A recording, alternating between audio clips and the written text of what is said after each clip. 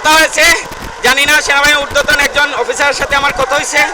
উনি বলছি আমরা জনগণ আপনাদের ভাই, আপনারা দেশের পাশে থাকুন, দেশের জনগণের পাশে থাকুন, দেশের ছাত্র সমাজের পাশে থাকুন।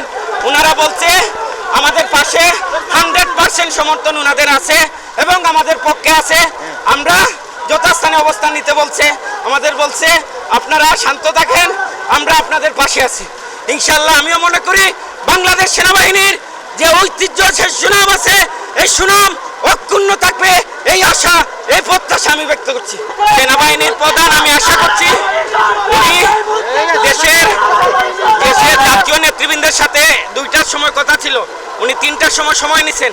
আমি যতদূর জানি উনি জাতীয় নেতৃবৃন্দের সাথে কথা বলছেন, কথা বলে এদেশের মুক্তিগামী জনতার যে বিজয়, শেখ হাসিনাকে হটিয়ে একটা কেয়ারটেকার গভর্নমেন্টের মাধ্যমে এদেশের আবার একটা সুষ্ঠু নিরপেক্ষ নির্বাচন হবে, এই আশা, এই প্রত্যাশা আমার। আপাতত বাংলাদেশের মানুষের এটি প্রাথমিক একটি বিজয়, যে বৈষম্যমূলক ছাত্র আন্দোলন হয়েছিল সেই আন্দোলনের একটি প্রাথমিক বিজয়।